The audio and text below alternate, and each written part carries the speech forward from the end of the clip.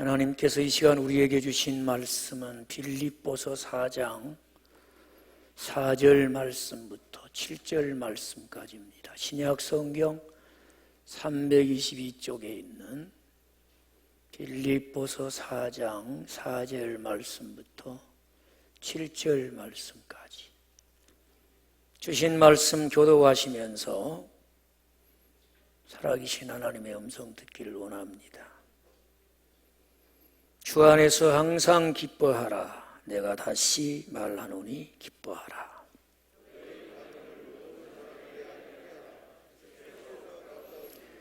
아무것도 염려하지 말고 다만 모든 일에 기도와 간구로 너희 구할 것을 감사함으로 하나님께 아뢰라.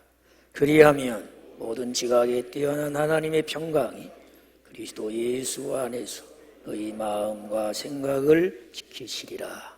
아멘. 하나님 말씀인 성경을 연구하고 많이 연구한 사람들은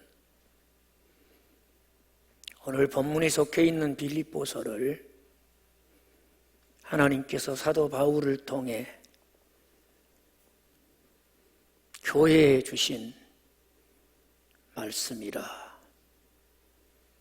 그런데 바울이 이 계시의 말씀을 써서 보낸 곳이 감옥이었습니다.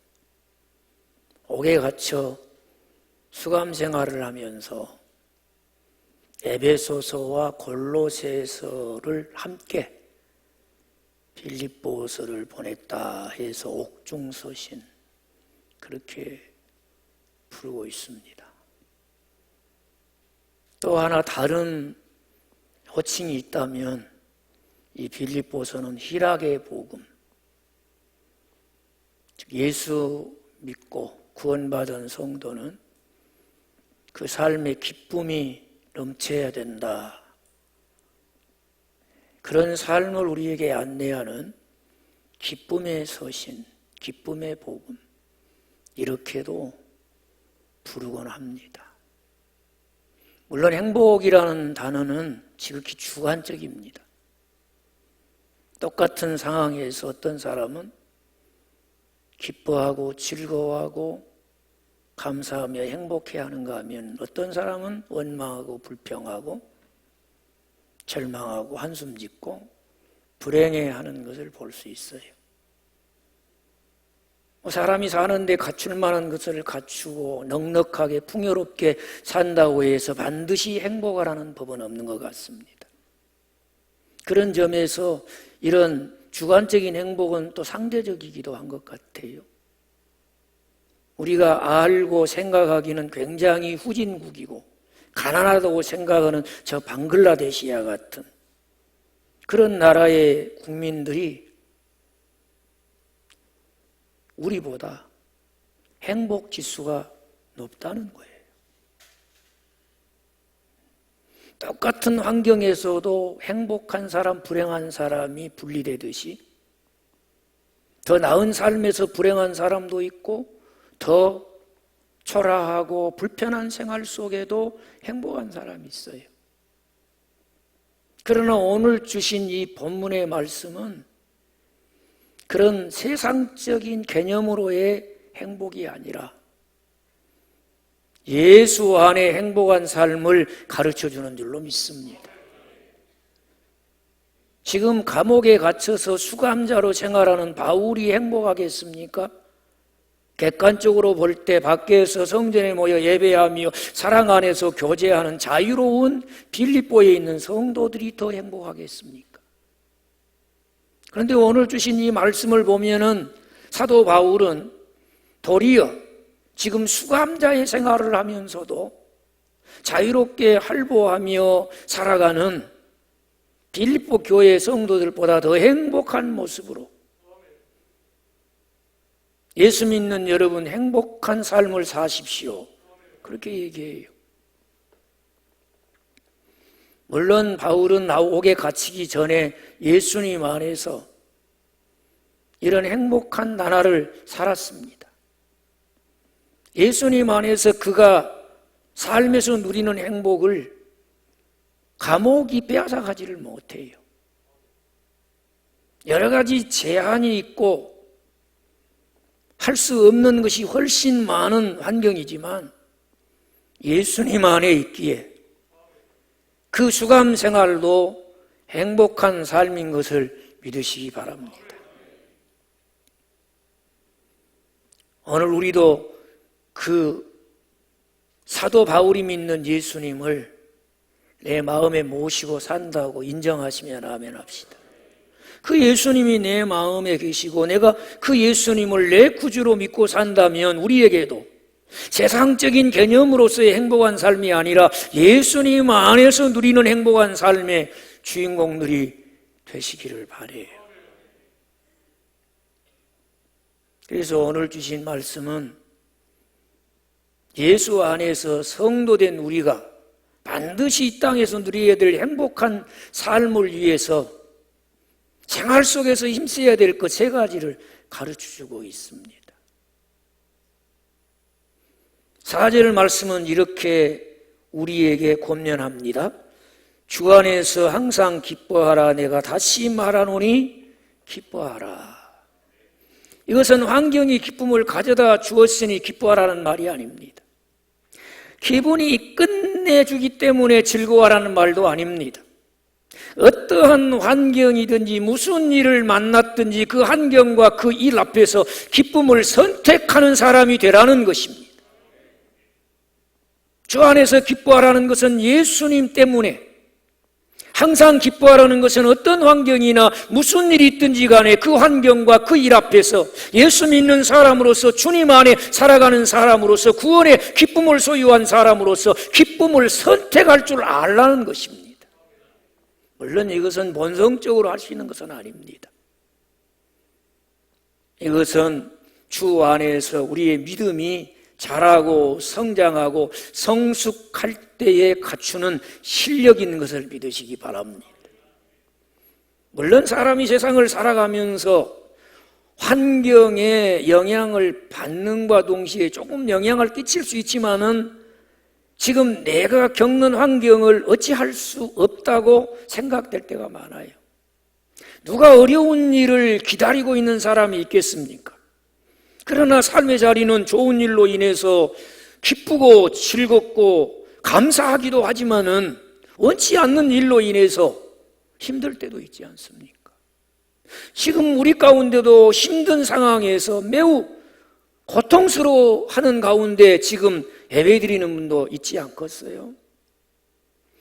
그런 환경이나 어떤 원치 않는 일에 대해서는 우리가 할 수 있는 것이 굉장히 제한적이에요. 오히려 할 수 없어서 굉장히 절망하고 좌절할 때가 많아요. 그러나 그런 환경이나 어려움에 대해서 반응하는 것은 우리 몫이에요. 믿으십니까? 그것을 반응할 때에 성숙한 신앙으로 반응하되 기쁨을 선택할 수 있기를 바랍니다.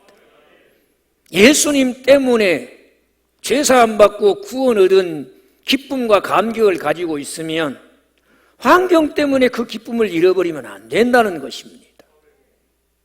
어려운 일이 있지만은 그 어려움 때문에도 예수님 때문에 얻은 기쁨을 잃어버리지 말라는 거예요. 빼앗기지 말라는 거예요. 지금 우리 마음속에 있는 기쁨은 누구 때문이에요? 예수님 때문에 우리가 얻은 기쁨이에요. 오늘 그 기쁨이 우리 마음속에 샘솟듯 솟아나기를 바라요. 찬송 부를 때만 되게 샘솟는 기쁨 이러지 말고 삶의 자리에서도 예수님 때문에, 누구 때문에? 예수님 때문에 조금 요즘 유행하는 것으로, 누구 덕분에? 그것도 잘 못 아시는구만. 누구 덕분에? 예수님 덕분에 기쁨을 선택하라는 거예요. 이것은 선택하라는 명령입니다. 그대가 진정으로 그리스도인이라면, 예수님 때문에 참된 기쁨을 소유하고 산다면 그 환경에서도, 그런 어려운 일 앞에서도 기쁨을 선택해라, 그런 얘기예요. 예수님은 이 땅에 오셔서 예수 믿는 사람들이 받아 누리는 복을 8가지로 소개를 했어요. 마태복음 5장에 보면 천국을 소유한 복에서부터 출발해가지고, 근데 마태복음 5장 12절에 보면은 예수님을 인하여 핍박을 받거나 예수님 때문에 욕을 얻어먹거든 너희는 기뻐해라 그래요. 여러분, 핍박받으면서 기뻐할 수 있어요? 아니, 비싼 밥 먹고 말이 좋은 일 하다가 욕 얻어먹는 게 유쾌한 사람이 어디 있겠습니까? 그래도 기뻐하라는 거예요. 왜 기뻐하라는 거예요?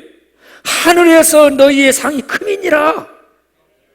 세상 나라에서는 예수님 때문에 핍박을 받고 욕을 얻어먹지만은 그의 나라인 하나님의 나라에서는 예수님 때문에 핍박받고 예수님 때문에 욕 얻어먹은 것 주님이 다 헤아려 주시고 영원히 새하지도 않고 더러워지지도 않고 없어지지 아니할 큰 영광의 상이 있을 줄로 믿으시면 아멘. 그러니 기뻐하라는 것입니다.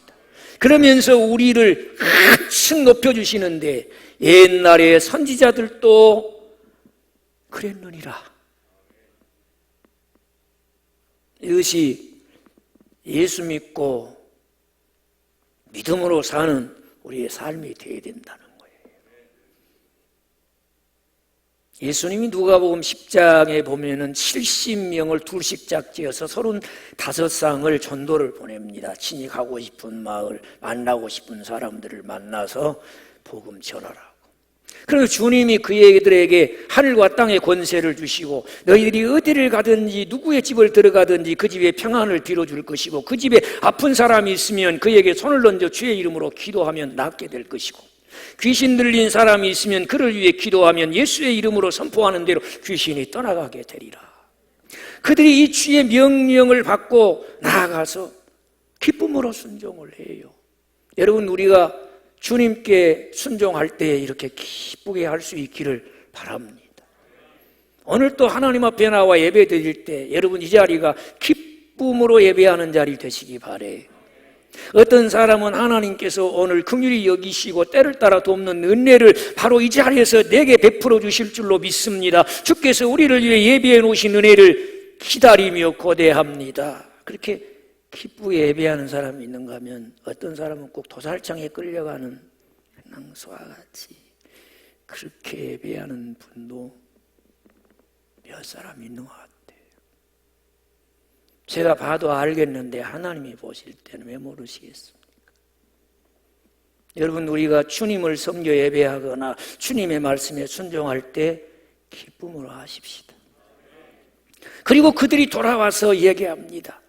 누가복음 10장 17절 20절 말씀 가운데 보면 이들이 기쁨으로 돌아와서 어디 가서 기도했더니 병든 자가 나았고 귀신이 쫓겨가고 막 신이 나가지고 보고를 할 때 예수님께서 내가 봤다. 사단이 하늘에서 별이 떨어지는 것처럼 떨어지는 것을 봤다. 그런데 너희들이 기도해서 병든 사람이 나은 것 때문에 기뻐하면 나중에 안 나으면 어떻게 할래? 이렇게 예수님이 묻는 거예요. 이건 제가 조금 알기 쉽게 해석을 다시 하는 거예요. 너희들이 기도해서 귀신이 떠나갔는데 그 사람에게 다시 귀신이 들어오면 어떻게 할래? 그러면 오늘 기뻐하는 기쁨을 그것 때문에 잃어버릴 수 있다, 그런 얘기입니다. 이렇게 우리가 그리스도인으로 이 세상을 살아갈 때에 내가 원하는 것이 된 것으로 인해서 기뻐하고 내가 마음먹은 대로 되어서 기쁘고 잘 풀려서 즐겁고 그러면 안 될 때는 어떻게 하냐고 말이에요.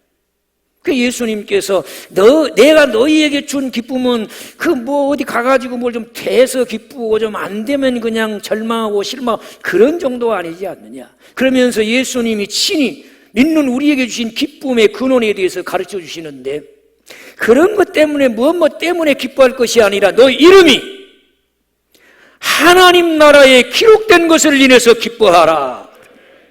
이것은 전제적인 기쁨을 주님이 주셨다는 거예요. 우리가 구원받아 우리 이름이 하늘나라 생명책에 기록되었기 때문에 이것은 우리를 구원하여 생명책에 기록하신 절대자이신 하나님 주신 기쁨이라는 것입니다. 상대적인 기쁨과는 다르다는 것입니다. 이것은 환경에서 기뻐하다 슬퍼하는 것이 아니라 초월적인 기쁨인 것을 믿으시기 바랍니다. 이것을 인해서 기뻐하라는 거예요. 이것이 주 안에서 기뻐하는 우리의 기쁨이 되기를 바랍니다. 예수님 때문에 주의 이름으로 모이는 곳에서 확인되고 넘쳐나는 기쁨이 되기를 주의 이름으로 축복합니다. 사도행전 5장 40절 42절 말씀 가운데 보면 성령 충만했던 사도들이 주의 복음을 전하게 되자 위협을 느낀 유대주의의 교권자들이 그들을 체포합니다. 그리고 매를 때리고 채찍질을 하고 감옥에 가둬요. 자기들끼리 의논을 하다가 이거 그냥 풀어줘야 된다, 그러지 않으면 조금은 곤란일 것 같다, 어려워질 것 같다, 그러니까 다시금 매를 때리고 풀어주면서 절대로 앞으로 나가서 예수님의 이름으로 뭘 말을 한달지 그의 이름으로 뭔가 행동을 하면 안 된다. 그러면 너희들을 반드시 잡아다가 여지까지 겪었던 고초보다 훨씬 더 너희들을 고초를 당하게 하고 죽일 수도 있다, 그러는 거예요. 그런데 이렇게 채찍에 맞고 어려움을 겪고 나오는 사도들이 성경에 뭐라고 하느냐? 기뻐했더라 그래요. 뭐 때문에 기뻐했느냐? 우리를 예수님을 위하여 능욕받기에 합당한 자로 여기셔서 죽고 썩을 우리의 몸에서 예수 생명이 살아나게 하시니 기쁩니다. 예수 생명이 살아나게 하시고 그 생명으로 살게 하시니 즐겁습니다. 이렇게 기뻐했다는 거예요. 할렐루야. 이것이 환경에도 어려움에도 기쁨을 선택하는 우리의 기쁨, 그리스도인의 기쁨인 줄로 믿습니다. 그래서 하나님께서는 그 뜻을 그리스도인된 우리에게 밝히 계시하시되 데살로니가전서 5장 16절에서 항상 기뻐하라. 믿으시면 아멘. 이것이 예수의 그리스도 안에서 우리를 향하신 하나님의 뜻이에요. 여러분, 육신의 정욕, 안목의 정욕, 이생의 자랑은 다 세상적이요 마귀적이지만 하나님 뜻대로 사는 자는 영원히 살 줄로 믿습니다. 그런 것을 주의 이름으로 대적하여 물리치고 하나님 뜻대로 살고자 하는 자는 항상 기뻐합시다. 기쁨을 선택하는 삶을 삽시다. 빼앗길 수 없는 기쁨을 소유하고 그 기쁨으로 선택하며 살아가는 여러분이 천국을 소유한 자요, 예수 안에서 행복한 삶의 주인공인 줄로 믿습니다. 그렇게 살라는 거예요.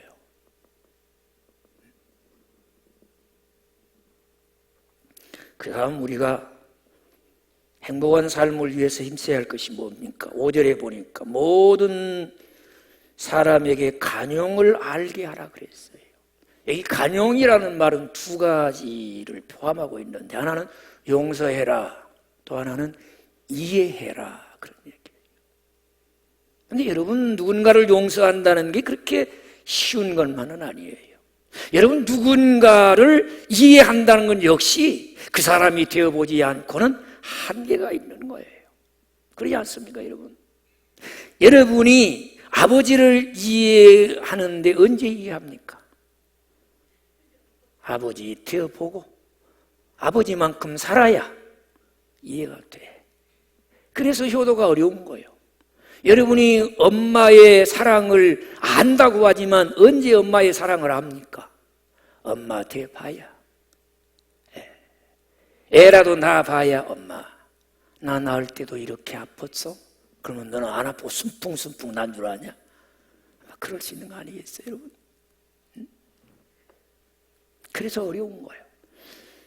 그래서 하나님은 사도 바울에게 이 계시의 말씀을 주시면서 모든 주의 백성된 우리가 행복하게 살기를 원하시면서 용서하라, 이해하라. 그것을 모든 사람이, 너를 만나는 사람들이 너에게 용서가 있고 너에게는 측은지심, 이해하는 이해력이 있다는 것을 알도록 살아라, 그런 얘기예요. 성경이 시작된 창세기에 보면은 아무것도 부족할 것이 없는 에덴 동산에서 아담은 죄를 짓는 곳으로부터 시작이 됩니다. 안타까운 일이지요. 그런데 창세기 마지막에 보면은 창세기를 대미하는 인물은 요셉이라고 하는 인물이에요. 여러분, 이 창세기를 통해서 하나님께서 독자들에게 주시고 싶은 최고의 메시지가 무엇이었겠습니까? 우리가 창세기에 대미를 장식하는 요셉을 한번 생각해 봅시다. 여러분, 요셉을 볼 때 어떤 면이 요셉에게 매력을 느끼고 요셉과 같은 사람이 되고자 하는 마음을 여러분 속에 갖게 합니까? 아버지의 편애를 받아서 형제들과는 구별된 채색 옷을 입은 것이 너무 좋습니까? 가정의 형제의 비극은 이렇게 편애에서 비롯된 것을 우리에게 보여주지 않습니까? 그가 여러분 노예로 팔려가서 보디발의 집에서 그 보디발의 총애를 받는 모습이 여러분 부러우신가요? 좋은 모습인가요?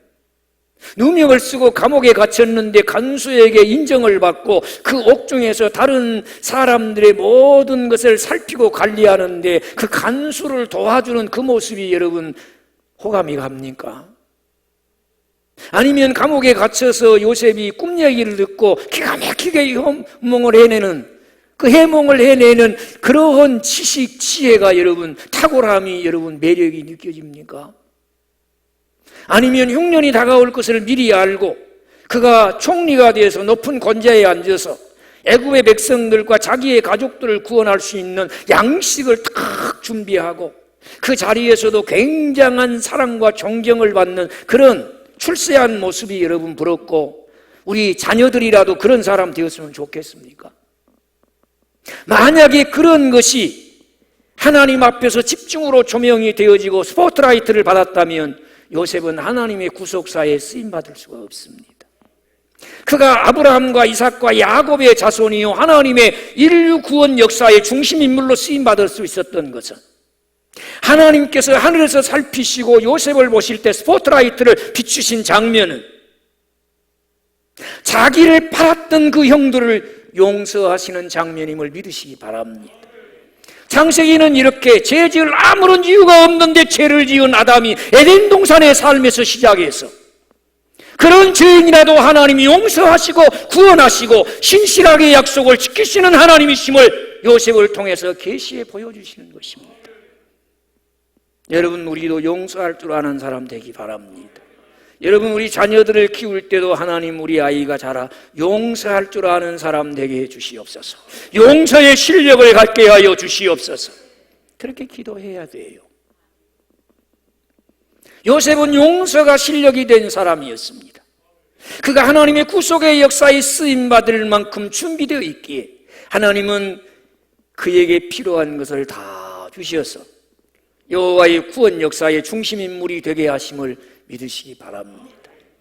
이렇듯 하나님은 주의 자녀된 우리에게 용서를 가르쳐 주십니다. 우리에게 말씀하십니다. 나 여호와가 너희를 용서한 것 같이 너희도 용서하라고 말씀하십니다. 여러분, 예수님께서 제자들이 이런 질문을 합니다. 선생님, 누가 우리에게 죄를 짓고 잘못하면 삼세판 3번 용서할까요? 그러려고 보니까 예수님이 평소에 가르치시고 보여주신 모습에 너무 아닌 것 같아요. 그래서 생각을 바꾸어서 주님, 한 7번 용서하면 되겠죠? 이 얘기를 듣던 예수님이 대답하셨으니 여러분이 한번 얘기해 보세요. 제대로 알아요. 여러분, 70번씩 7번 한 번이라도 용서해 보셨나요? 주님이 우리에게 가르쳐주고 싶은 게 뭐예요? 70번씩 7번이라도 용서하라는 거예요. 기도를 가르쳐 주실 때도 우리가 우리에게 죄 지은 사람을 용서하여 준 것 같이 우리의 죄를 용서하여 주옵소서. 그러면서 예수님이 이런 말씀을 하지 않아요? 저는 어려운 달란트니 무슨 데나리온이 이런 말 하지 않겠습니다. 한 사람이 1000억 빚을 졌어요. 세상에 태어나 살면서 1000억 빚을 졌다는 것도 굉장한 능력이지요. 그러나 불행하게도 이 사람은 그 빚을 갚을 길이 없어요. 재산도 없지만은 세간살이 다 팔아도 집 팔고 냉장고 팔고 소 팔고 돼지 팔아도 갚을 수가 없어요. 아니, 가족 전부가 다 값을 받고 노예로 팔려가 종살이해도 갚을 일이 없어요. 딱한 사정이에요. 이것을 알았어요. 그리고 탕감해 주었어요. 얼마나 큰 은혜입니까? 믿으시면 아멘. 큰 은혜라고 인정하시면 아멘. 이런 은혜를 받고 이 사람이 나와요. 그런데 길을 가며 집을 가다가 길에서 자기에게 50만 원 빚진 사람을 만났어요. 그러면 1,000억을 탕감받은 사람은 어떻게 해야 돼요? 이거 잘 만났어요. 난 지금 1,000억 빚이 졌는데 탕감받았는데 50만 원까지 아무것도 아닙니다. 없던 걸로 하십시다. 할렐루야. 다 그럴 뿐만 아멘. 당해봐야지 뭐.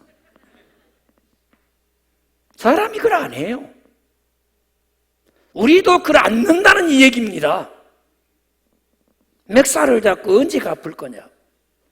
요놈 언제 준다고 그렇게 약속하더니만은 약속을 안 지키는 괘씸한 인간이라고. 끌고 가서 감옥에 쳐놓고 빚을 갚을 때까지 욕살이 시켜야 되겠다. 이러는 거예요. 1,000억 탕감해준 분에게 이 얘기가 들어갔어요. 여러분, 여기서 1,000억이 어떻느니 50만 원이 그런 가지구리한 얘기하는 게 아니에요. 지금 이 사람의 불행이 뭡니까 여러분? 1,000억을 탕감받을 은혜를 내 것으로 누릴 기회를 잃어버렸다는 사실입니다. 하나님이 우리의 모든 죄를 용서해 주셨어요. 사유와 sm의 은혜가 하나님께만 있고 그 하나님 은혜로 내가 제사함 받았다고 믿으시면 아멘. 그 사유와 sm의 은혜로 말미암아 우리가 참된 자유와 평안을 누리지 않습니까? 그런데 우리가 용서하지 못한다면 그 어마어마한 하나님의 용서의 은혜를 내 것으로 누릴 기회를 잃어버리는 거예요. 주님은 우리에게 그걸 가르쳐 주시는 것입니다. 몇 번이 문제가 아니에요. 하나님이 너를 용서하신 그 은혜가 너의 것이 되고 참된 기쁨과 참된 자유와 참된 평안을 누리기를 원하거든 용서하라는 것입니다. 그렇게 될 때 하나님의 용서가 네가 누리는 은혜가 되고 복이 된다는 것입니다. 오늘 이 사람은 그것을 잃어버린 거예요. 깨닫는 은혜가 있기를 바랍니다. 우리는 하나님께서 용서해 주신 은혜를 내 것으로 누리는 행복한 삶의 주인공들이 되기를 바라요. 누가복음 23장 34절에 이렇게 가르치셨던 예수님께서는 자기를 수치스럽게 하고 모욕을 느끼게 하면서 온갖 희롱을 다하고 조롱하며 고통스럽게 자기를 십자가에 못 박는 무리들을 보시면서 마지막 이렇게 기도합니다. 아버지요, 저들을 사하시옵소서. 저들은 자기들이 하는 일을 알지 못합니다. 이것이 예수님이 나를 용서하신 용서인 줄로 믿습니다. 우리가 그 용서 때문에 여기 나와 거룩한 하나님을 예배하고 있다고 믿으시면 아멘 하시기 바라요. 여러분, 누군가의 허물이 누군가의 죄가 도저히 용서할 수 없을 때 내 죄를 용서하시고 내 허물을 덮으심으로 나에 대한 사랑을 십자가에서 보여주셨던 예수님을 기억하십시다. 그분을 바라보십시다. 그분을 기억하십시다. 그렇게 할 때 하나님의 용서와 허물을 덮어줌을 통해서 십자가에서 이루신 그 사랑이 내 마음속에 있는 것을 내가 누리는 사람임을 알게 해줄 수 있을 줄로 믿습니다. 이게 관용이라는 것입니다. 이것이 용서라는 것입니다. 누군가를 용서하지 못해 분노하십니까? 복수의 칼을 품고 마음에 간직하고 사십니까? 용서하지 못해서 기도문이 막히기도 하고 용서가 없어서 축복의 문이 막히기도 하고 보복의 칼을 마음에 품고 살면 지옥입니다. 나를 용서해 주시고 내 허물을 덮어주셨던 주님의 십자가를 바라보시고 주님을 생각하시고 용서해 보세요. 용서하지 못해서 내 육체의 이런저런 모양의 질병의 고통이 나를 괴롭힐 수도 있습니다. 거기서 헤어나 해방되기를 원하거든 용서하라는 것입니다. 여러분이 그리스도 안에서 행복한 삶의 주인공이 될 것입니다. 이것의 간용이라는 말은 이해하라는 것입니다. 한 여인이 머리가 산발이 되고 이리저리 엉켜서 말이 아니에요. 얼굴은 그냥 막 이 모양 저 모양으로 만신창이가 돼 있어요. 이른 아침인데 신발 하나는 신고 한 발은 들고 정신없이 길을 헤매는 거예요. 보던 사람들이 아니 정신 나간 여자가 아침부터 술을 취해가지고 저렇게 봄을 못 갔나 이렇게 생각을 해요. 그 누구도 이 여인이 밤새껏 가장 못되고 나쁜 남편에게 폭행을 당하고 한눈 파는 틈을 타서 정신없이 튀어나왔어.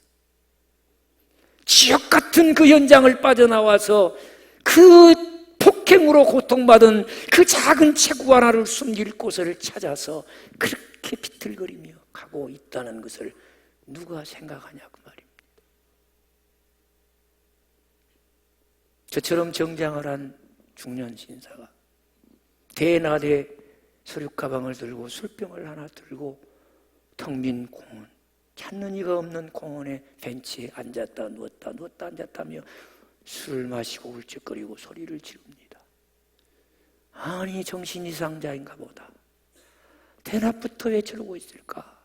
그런데 여러분, 그 사람이 20년 동안 다니던 직장, 가장이라는 무거운 책임감에 짓눌려 지치고 힘들어도 마다하지 않고 평생을 바쳐서 직장 생활을 했는데 바로 어제 특별한 이유도 없이 해고 통보를 받아 해직자가 되었다는 것을 누가 생각하냐는 것입니다. 이 얘기를 들을 때 사람 보는 눈이 달라지지 않습니까? 이 이야기를 들을 때 사람을 생각하는 생각이 바뀌지 않습니까? 물과 성령으로 거듭난 성도 여러분, 누군가를 볼 때에 왜 저러지가 아니라 저럴 만한 사정이 있겠지. 저 사람이 저런 것은 저 사람만이 아무도 알 수 없는 그런 형편이 있겠지. 이것이 물과 성령으로 거듭난 우리가 사람을 볼 때 변화가 되어야 될 줄로 믿습니다. 이것이 측은지심, 이해하려고 하는 자세. 왜 그러지라고 생각하기 전에 이해하려고 한 번이라도 생각을 해보셨나요? 왜 저러지라고 비난하기 전에, 판단하여 정죄하기 전에 저럴 수밖에 없는 사정이 있는가? 그의 사정을 들어보고 알아보려고라도 해보셨습니까?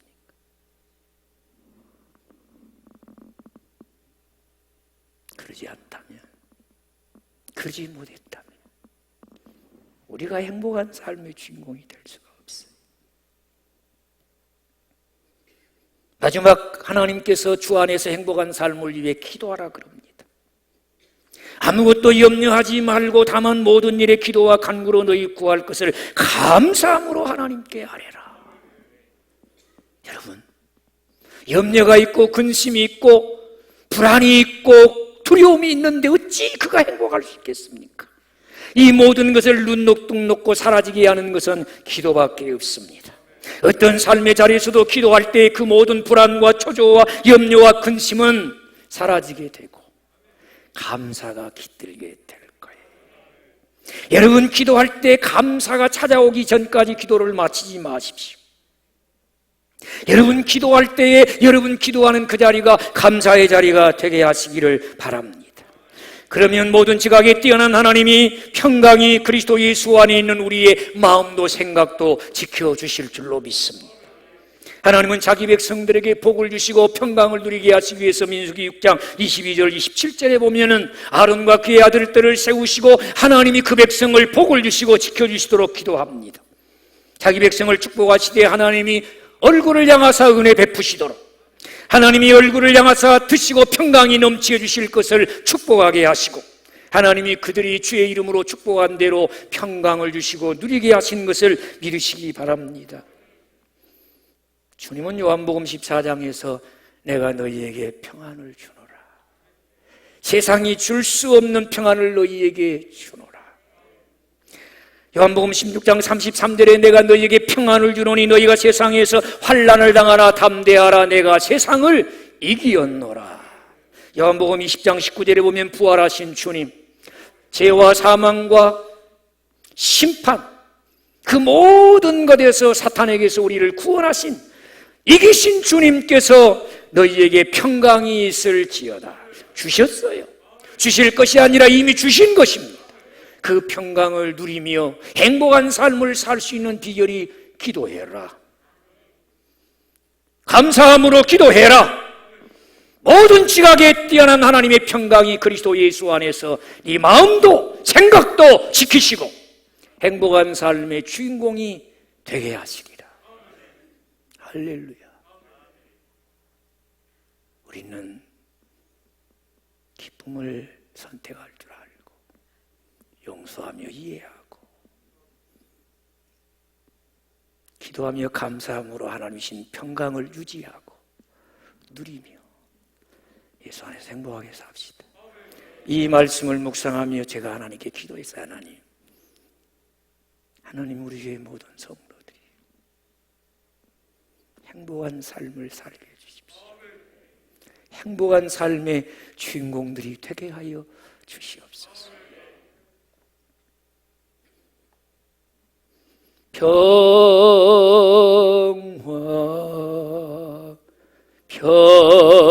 평화로다 하늘 위에서 내려오네.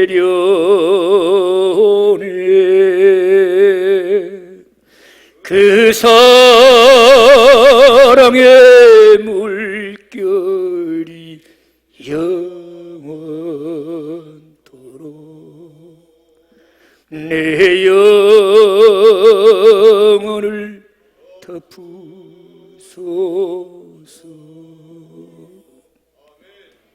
기도하십시다.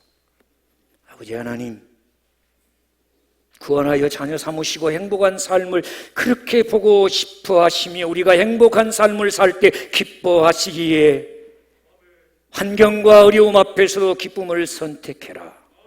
용서하며 이해해라. 기도해라. 내가 주는 하늘에서 내리는 평강이 유지되고 누리게 해라. 아멘입니다. 믿습니다.